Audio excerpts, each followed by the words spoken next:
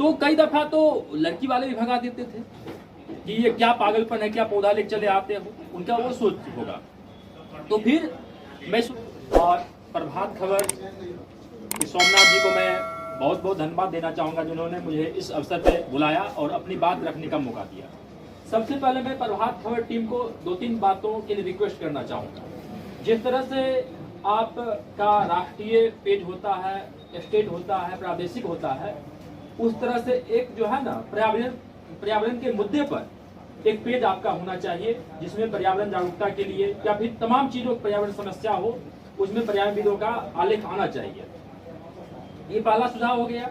दूसरा सुझाव हो गया कि आप जैसे कि स्थानीय पर्यावरणविदों से कनेक्ट करके हर एक महीना में कहीं कहीं एक जागरूकता कैंपेन आप अपने माध्यम से चलाएं और जिससे समाचार पत्रों में भी जाएगा और लोग भी अवेयर होंगे। अब आता हूं मैं अपनी बातों की ओर। आप लोग समझ रहे होंगे कि ये क्या पागलपन है। जैसे कि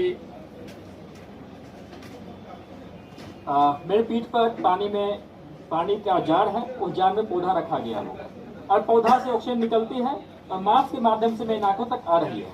मैं इस सांकेतिक डेमो के माध्यम से लोगों को बताना चाहता हूं, चेताना चाहता हूं कि अभी आप चेत जाओ। अभी आप नहीं चेतोगे तो आने वाले समय में O2 कमी होगी, जिससे आपके बच्चों के पीठ पर और आपके पीठ पर O2 सिलेंडर, ऑक्सीजन का सिलेंडर हुआ करेगा। जैसा कि आपने कोविड में देखा, कोरोना महामारी के दौरान देखा, आपको ऑक्सीजन की आवश्यकता हुई थी।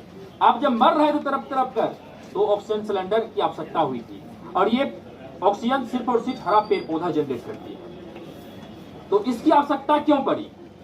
जब मैं इनिशियल में जाया करता था किसी शादी समारोह में या मुंडन में, जनेऊ में, छठी में, श्राद्धक्रम के अवसर पर, तो लोग मुझे भगा देते थे।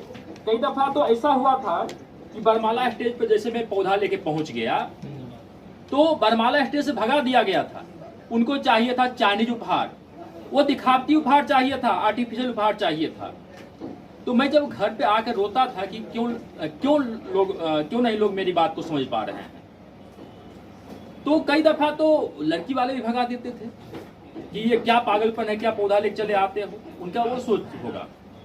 तो फिर मैं सोचा मैं इस लोगों को अपनी बात को समझाने के लिए मैं इस चीजों को लेकर आया कि देखो आप मेरी बात को नहीं समझ पा रहे हो तो मैं इस रूम में आता हूं।